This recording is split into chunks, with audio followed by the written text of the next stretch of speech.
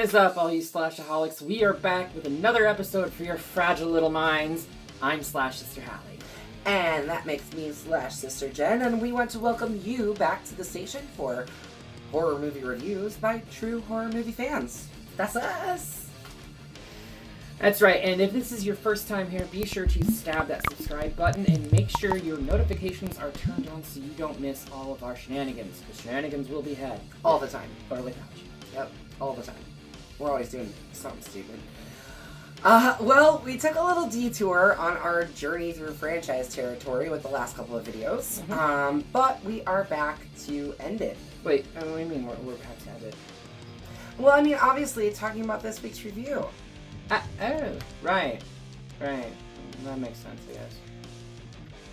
What in the world was that? Did you hear that? That's my cat. Your cat just stormed up the stairs. If y'all heard that, that was... The cat got the zoomies. After dinner zoomie.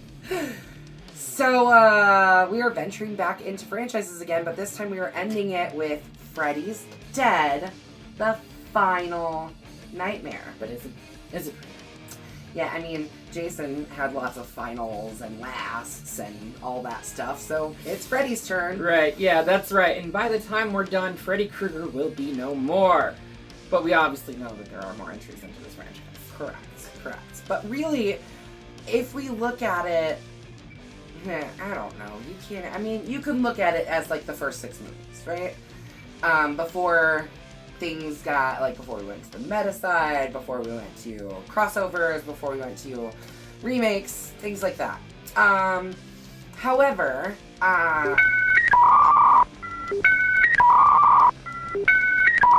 there's not that much continuity in the first 6 movies. No. There's lots of rule breaking. Rules from one movie change to the next, They change a lot in this one. 3, 4, and 5, there's a little bit of a continuity. Yeah, there is. There's a little bit more of a continuity between, I'd say 1, 3, 4, and 5 are probably the closest in continuity from characters carrying over to the next entry or whatever. 2 had no characters. Rules carrying over. 2 had no characters that carried over. This has no characters that carry over. Right. With the exception of Freddy, obviously. Right. But, well, he's the thread that ties it all together. Yeah. So, yeah, we haven't even gotten to, honestly, one of both of our favorites, Freddy vs. Jason. No. But before we get to 2 legends that battle it out, we have to kill Freddy. So with that, shall we get into this, the top cartoonish, over-the-top cartoonish Final Nightmare? It's like a literal cartoon, isn't it? Yeah, it's like a live-action cartoon. I said that about Gremlins, too, when we did that. Which that really is as well. This is, too. Yeah. Very much so. Yeah. So, indubitably, we start with this graphic that makes it feel like it's some kind of science fiction film. The graphic says that we are 10 years in the future, and that Freddy Krueger has returned and killed nearly every child and teenager in the town of Springwood, Ohio. Yeah, so they say it takes place 10 years, we're 10 years 10 from years now. After the last movie. The graphic literally says 10 years from now. This film came out in 91, so theoretically that would be 01.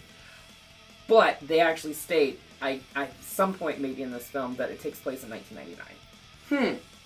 Because it's 10 years after the last movie, which came out in 89. Okay, well that makes sense. Right. That makes sense. Okay. The only surviving teenager, we're going to call him John Doe, because he doesn't know who the fuck he is. I'll get you, my pretty, and your little soul, too! Is confronted by Freddy in a dream, and of course, we have to have the obligatory cameo by fucking Robert Shea. Yeah.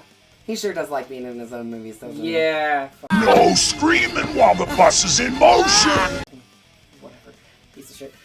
John wakes up just outside of Springwood city limits, but due to a head injury, does not remember who the fuck he is. That's why he's John Doe. Yes. He has some clues to his identity, and there were even talks, and in an initial draft of the script, he was supposed to be Jacob Johnson, Alice's son. From the last film. From the last film, The Dream Child. However, they changed that to make him more of an more ambiguous to the audience, and never reveal his true identity, which I think is stupid. They should have just fucking gone with Well, it. I mean, even if this is to believe that it's 10 years after the events of the last film, there's no way in hell he could be Jacob. No, because he he would would only only be be 15, 16 years Right, old. right. This John Doe is, and he would only be 10 at best. Yeah. At best. Anyways, he gets picked up by some lazy-ass police, or at best, lazy-ass writing, with the sole purpose that seems to be a problem with this movie in general, is just lazy ass writing. Right. I make reference to it several times throughout this. Anyway, the whole reason they pick him up is to get him to this shelter for troubled youth. That's the only reason that these cops even exist in this fucking Well, film. yeah, because then we have to get him to the shelter for troubled youth so that we can get our knife fodder for the movie. Yeah, our basically. glove fodder for the movie. Yeah, pretty much. At said shelter, we meet 3 of the residents. Spencer, an affluent stoner, my man, resisting his dad's attempts to get him to conform, and he's played by a very young Breckenmeyer. Yeah. Very young. Carlos, a troubled kid who was physically abused by his mother to the point of becoming deaf in one ear. Actually, I think he's deaf in both ears, but he only has... Yeah, he just has one But when he implant takes the or hearing whatever. aid out later, he can't hear at all. Right, okay. Yeah, so maybe he just has the one hearing aid? Yeah, that's what I'm Or thinking. one cochlear implant? I don't know. I mean, he definitely... It's an implant that he's wearing. No? It's just a hearing aid? just over his... Okay. The battery pack goes behind his ear, and he's got the nodule that goes in, like an earpiece. Yeah. And Tracy, a tough girl who was essayed by her father. Great. And She was yes, great. she was great. You can say that. Yeah, you can. So many clever ways we come up with saying things on this channel. And the 3 of them plan to run away to California. The police, like we said, take John to the shelter where he becomes a patient of Dr. Maggie Burroughs. Maggie notices a newspaper clipping for Springwood in John's pocket. Where are you from? I don't know! And in an attempt to cure John's amnesia, she plans a road trip to Springwood, which happens to be, 2 miles away from this I fucking guess. youth I don't center? know. Like, really? Okay, whatever. Unbeknownst to Maggie, though, in an attempt to run away, Tracy, Carlos, and Spencer stow away in the back of the van. They don't do a very good job of stowing away. They are discovered when John has a hallucination and almost wrecks the van just outside of Springwood. Yep. And next we are treated to this awkward scene with a weird, out-of-place carnival and an even weirder appearance from husband and wife actors Roseanne Barr and Tom Arnold. Like, what the fuck? Yeah, they get to Springwood, which there's no kids left, I guess. Right, because Roseanne grabs Tracy and she's like, oh my god, it'd be so nice to have a kid in the house again. Yeah. It won't be like last time. Yeah, and then Tom comes up and he's like, You know they bring him! you guys, this movie. Maggie instructs the 3 stowaways to call the shelter while her and John explore the town. We then see them enter a school, Maggie and John that is, where a teacher is teaching a class to absolutely fucking no one as all kids are gone. 1493, Freddy sailed across the sea. Yeah, and clearly all of the people in this town, or whatever, I don't know, it feels like it's just a nightmare. Well, so the graphic at the very beginning says that all the children and teenagers have either died or disappeared from Springwood. Right, but did all of the adults go absolutely insane? It says that all of the remaining adults are suffering mass psychosis. That's right. Okay. Sorry. I kind of stopped paying attention at certain parts of this movie because... Yeah, apparently from the very beginning. Because that was the very first fucking thing on the screen. I was probably walking around rolling a joint or something. Who knows? Yeah, good thing we're not monetized. Oh, I'm sorry. I was probably walking around... Yeah, just stop. Just stop. Who Just knows? stop. I was trying to be like Spencer. Way to method act to do this one. Yeah, there we go. Anyways, since they can't seem to call the shelter, Maggie tells the 3 to take the van back to the shelter. Right. Tracy, Spencer, and Carlos attempt to leave Springwood, but are not able to. They literally go in circles, and no matter which direction they go. I mean, I want to say this is, like, weird, and, like, why are they able to do this in this movie? But, you know what, they did that in 4, right? With, like, that whole, like, Alice came out of the diner, and then, like, they were, like, they kept coming to the train. So, yeah, I mean, I guess it's not really all that weird, I guess. But after a map unfolding scene that basically says, I asked you for the map. Yeah, well, the map says we're fucked. they decide to stop to rest at an abandoned house that turns out to be the 1428 Elm Street house. because we can't have a Nightmare on Elm Street movie without the house. Mm-hmm. It has to be there somewhere. But it does not look like the house we know from the films at first. After they enter, it morphs into the iconic house. And as you just said, what is up with the damn house? Why is it so fucking important? It's not. Like, it's really not. And even proven more so by this movie. Like, Weird. this whole fucking movie is weird. True. This whole thing is just weird. True. Very, very true.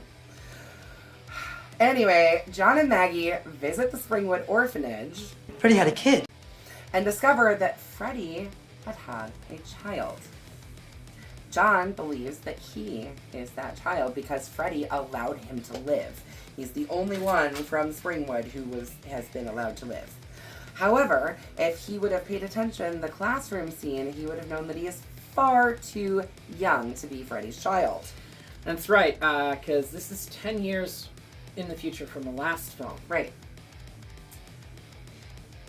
So, like we said earlier, crazy, awful, lazy writing.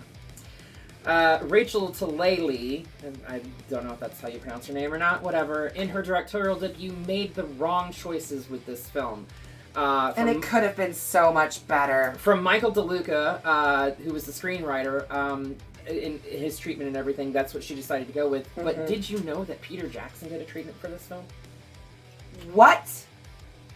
Now, can you imagine if Peter Jackson, I mean, we're talking, you know, Lord of the Rings, Frighteners, all that, but like, yeah, Dead Alive Peter Jackson? Brain Dead, you mean? Yep. Well, I mean, it's called both. Yeah. In the States, it's called Dead Alive, but in Australia yes. and New Zealand, it's called Brain Dead. So yeah, I mean, like, really? I mean, yeah, the possibilities were there. Back when and he they was still in it. his love of horror and before he got drawn into the world of fantasy. I mean, not that he wasn't already in the world of fantasy, but I mean, you know.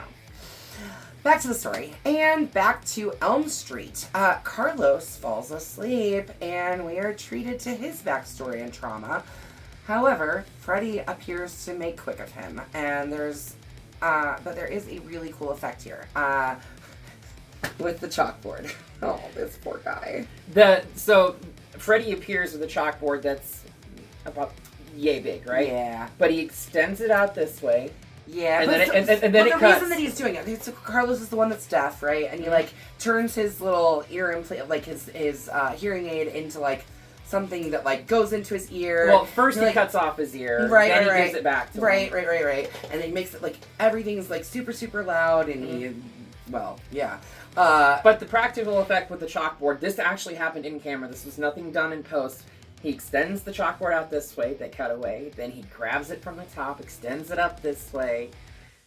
It was a cool effect. Yeah, agreed. For a practical effect standpoint, yeah, it was cool. Definitely a cool effect with this what happens chalkboard. Next to Carlos? Poor kid. Yeah.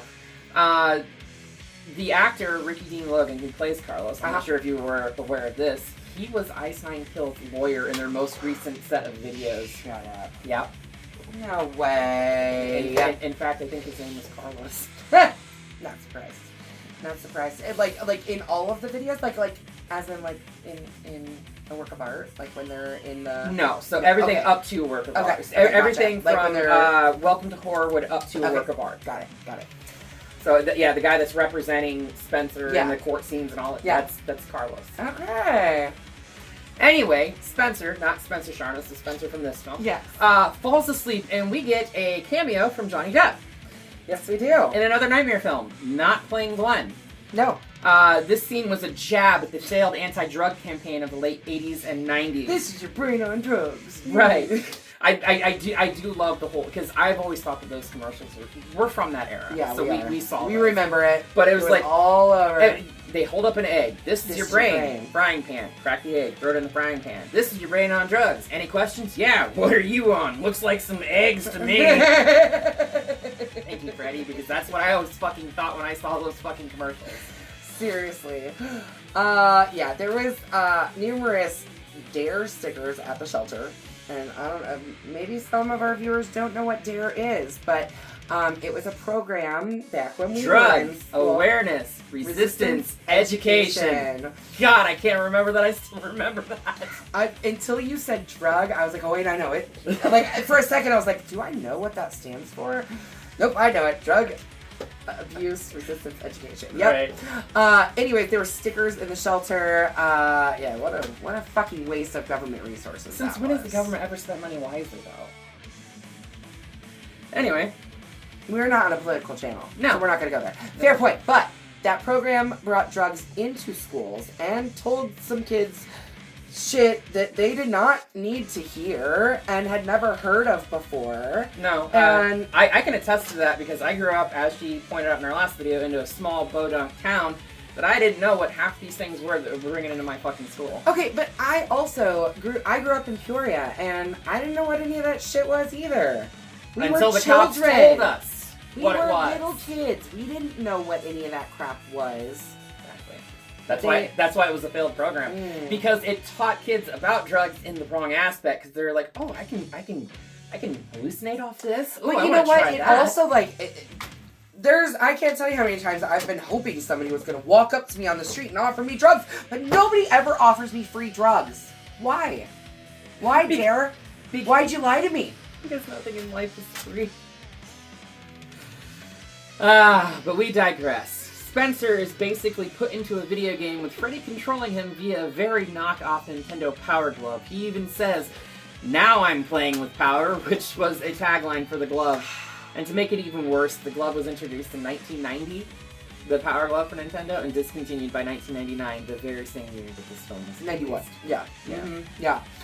Yeah. Spencer is killed in what can only be described as the most live-action cartoon way ever. Mm-hmm. I mean, the way he is bounced around. Now I'm playing with power. Super Spencer! Great graphics. Literally, like Bounce around. There's cartoon sound effects of him like scurrying across the floor, And he's like smiling and happy the whole time too. because he's fucking stoned out of his gourd. Yeah. Which, like, can we talk about that for a half a second? Because, like, he's smoking a J, and, like, then he starts hallucinating. Like, that does not happen. Yeah. What was he smoking? Something that was not just marijuana. That's for goddamn sure. But I do love the fact that when he does start to hallucinate, the TV turns into like this like morphed weird cartoon thing, and Inagata Davida by Yes! Iron Butterfly starts playing. I know. Like, really. Inagata Davida. They got the rights for it. Apparently. I know, but I'm just like, I mean, if you're gonna trip out, that's the song to trip out to, though. Sure is. Oh, God. God. Anyway, Tracy is almost killed, but she fights back, probably for the first time in her life, and is able to confront her trauma head on. She's awakened by Maggie before Freddy can kill her, though. Literally right before. Mm-hmm. John, who got his ass knocked by Tracy. Knocked out by Tracy. Yeah. Yeah, like, she fucking hits him in the head with Because he's like, no, just lay me out. Yeah. She, like, he hits him in the head waylays with her. Yeah. She, like, knocks him in the head with a fucking log or something. No, she just punches him. Oh, does she? I swear she hit him with something. Anyways, she knocks him out, and that way they can enter the dream world to help Spencer. Yeah, so who is still asleep. Right, so this is kind of a leftover tidbit from, like, if it was Jacob. Like, if he was Jacob. Okay. Because if he was actually Jacob, he would have inherited Alice's power to enter people's dreams. Yeah, but then, like, Tracy comes in and she's just like, I just concentrated real hard. Right, because Doc, a character we haven't talked about yet, at the shelter is very hung up on dreams and how dreams are the answer to everything. She kept trying to tell John, I told you there was a better way to do this. How they knew they could fucking do it, I don't know. Doesn't make any sense. Lazy ass writing. Lazy writing. Anyway, on the way back, Kruger attacks John in his dream. Before killing John, Kruger reveals that his child... Only long enough for you to bring me back my daughter. ...was not a little boy, but a little girl. As John dies, he tries to convey this to Maggie. And by the way, did you notice the fucking apparatus that was on him? It was like puffed up when he was bleeding out from the holes. Yeah. Oh, from when he lands on the... Yeah. Fucking stupid. Yeah. Fucking so dumb how they... I mean, it was... Because he gets thrown... Because, okay, so, we didn't talk about this, but in the very opening scene of the film, as John is... on a plane. On the plane. And then his house, and then his house is falling, and of course... Freddy shows up on a broomstick. I'll get you, my pretty, and your little star, too! So, as another... Yeah, so he ends up in a house, and the house drops, and he falls, and he lands on a bed of spikes that Freddy pushes onto the ground for him to land on. So, he dies on the spikes, but that apparatus was terrible. Terrible. It's traveling time. Tracy and Maggie then return to the shelter, but they find that no one remembers John, because... Spencer or Carlos. Because apparently Freddy can just make people forget things now, too. Lazy writing. Well, my question is this, too, on top of all of that. Carlos disappeared. Yeah. Like his body was gone. Body gone. Spencer? Body gone. Disappeared. Yeah. Where'd their bodies go? John? Disappeared. Yep. Body gone. Where'd their bodies go, Hallie? Nah. Lazy writing. This movie's fucking dumb. Lazy writing. Yeah. So the only person that actually does remember them besides Tracy and Maggie is Doc. Doc remembers them because... Why? Because I can control my dreams. Maggie can then... lucid dream, I guess. Maggie then finds her adoption papers and realizes she's Freddy's daughter. Her birth name was Catherine Kruger, which they actually did find a Kay Kruger at the orphanage or whatever. Where... we didn't talk about this either. The lady running the orphanage, mind you, no children. She's talking to all the different children. Come on over here, line up, Johnny. Yeah. They enter, Maggie and John enter, and John's like, you remember me? She's like, well, of course I remember you. I remember all of my children. And then looks at Maggie, and I remember you too. And then looks off to somewhere that's nobody there, and like, and you, come on over here. Yeah. Group psychosis. Anyway, right.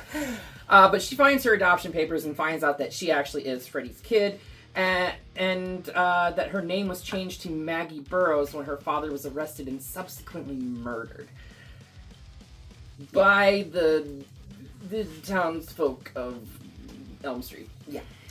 Doc discovers that Freddy's power comes from the dream demons. Then they give them the power to cross the line and turn our nightmares into reality. They, the dream people, the ones that gave me this job. To continually revive him, and that Freddy can be killed if he is pulled into the real world.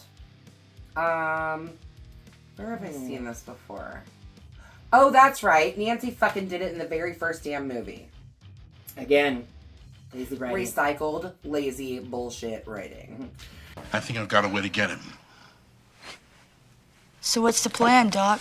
Maggie decides that she will be the one to enter Freddy's mind and pull him into the real world once in the dream world. She puts on a pair of 3D glasses and enters Freddy's mind. I'm sorry! I'm sorry, I took your line there. No, I wasn't... I'm sorry. This movie's so fucking stupid. Yeah, so actually when this movie was released in theaters... yes. It was in the height of it. Right. So 3D. This was the only one that they did with 3D in it, which I don't know why they waited to the fucking 90s to do it, because it was bigger in the 80s. But anyway, audience members were also given a pair of 3D glasses as well, since this film was the only one to feature 3D technology. However, when it was released for purchase and rental, like on home video, they removed the 3D aspect of it and it's 2D. So, like, she puts on the glasses and she's like this with her hand. Yeah, she's like walking around. Right, and then like putting stuff to the camera. Right, and this movie's so fucking why stupid. 3D? Why? Gimmicks of the time, I guess. Yeah. In the dreamland, inside his mind, she learns that Freddy was teased as a child, was abused by his foster father, played by Alice fucking Cooper. Yeah, no shit. Alice in Cooper. an uncredited role. Yeah, I know. And inflicted self-abuse upon himself as a teenager. Mm-hmm. Son of 100 maniacs, son of 100 maniacs.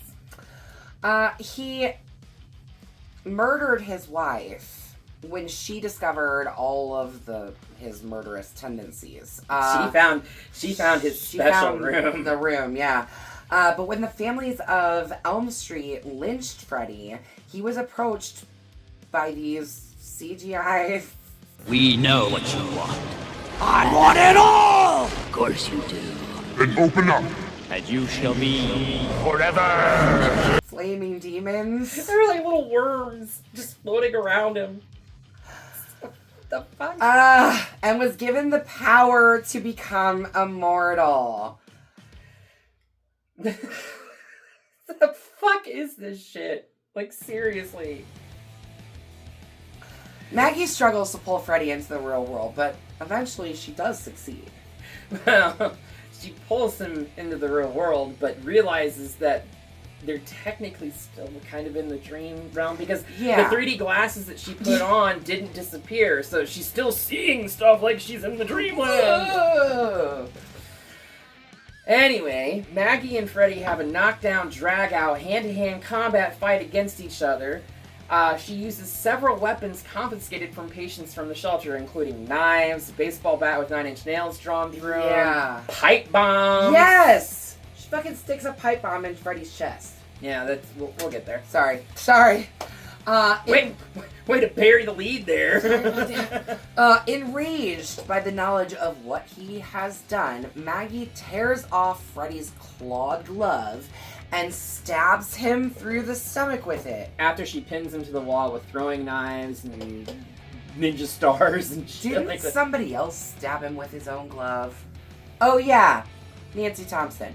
Anyways, and Laurie does it in Freddy vs. Jason. Well, no, Jason does it. Oh yeah, that's right. Yeah. Embedded the glove's claws into a steel support beam and leaves Freddy suspended above the ground.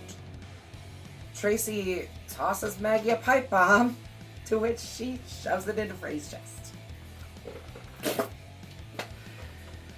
Kids. The three demons, unable to revive him in the real world, fly out of Freddy after the pipe bomb kills him, but not before he can get one last quip in. Looks deadpan into the camera and says, "Kids." Kids. Tracy, I say that all the time. I mean, with your kids, I see why.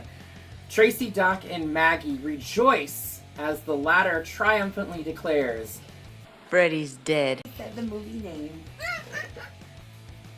cut to black, but we do actually get this kind of little montage scene of various different stuff throughout the entire franchise, which was definitely kind of cool to be taken back down memory lane. Yeah, for sure. That was cool. Yep.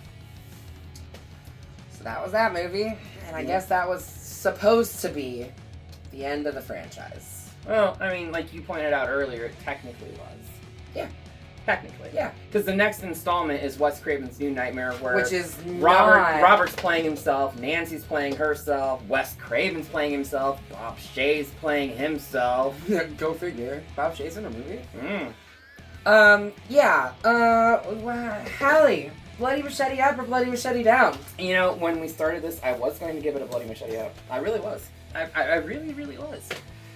And the more we talked about it, the more I realized I just can't in good conscience do that. So it's 2 bloody machetes down. Literally, right before we recorded, she was like, I actually like this one. And I was like, what the fuck? So I do enjoy it. Do not get me wrong. No, I don't do get me wrong. enjoy it. It's fun to watch. And when we were talking right before we recorded, I've referenced this a couple of different times when we've been reviewing these movies. There's a scene in Evil Dead Rise where the 2 teenage boys come from down the hallway to try and convince the girl, gosh, I can't remember what the girl's name is, but they try to convince her to come and watch a Nightmare on Elm Street movie marathon. And he's like, we're watching all of them, even the shitty ones. And the other kid goes, there aren't any shitty ones. And, like, it felt like we were having that conversation where I was like, even the shitty ones, and she's like, there's not any shitty ones. And I was like, but this one's a shitty one. This one's a real shitty one, though. I mean, in the grand scheme of the entire franchise, it ain't good. That's for sure. But to me, it's not as egregious as 2. Yeah, 2 almost has to be taken out altogether. Yeah, it doesn't it really fit with the rest of any of it. The only thing that ties it together is Freddy and the fucking house. The fucking house. Why with the house, you guys? Why? And with that, we're gonna send Get Freddy's final nightmare back to Springwood. But the next one in that franchise is actually one of my favorites. What's Craven's New Nightmare? Oh yeah, Love it. Well, as we've said before, 2025 is the year of sequels, and we are still going down sequel territory because, let's face it, there are a lot of sequels in horror films. I don't know where we're going next, but I'm going to guess. Okay, are we going to Texas next? Mm-mm. No. Are we back to Jason? Mm-hmm. All right. So we did Jason. Oh no. Oh no. You just saw the real-time realization of what the next one is that we are doing. It is. The only good thing about this movie is the opening, which I think is pretty great. Friday the 13th, Part 7, New Blood. But this is where we do get Kane Hodder as Jason. Yes, we do finally get Kane Hodder. But, God, this movie's... Psychic elements. That's all I'm going to say. Psychic elements.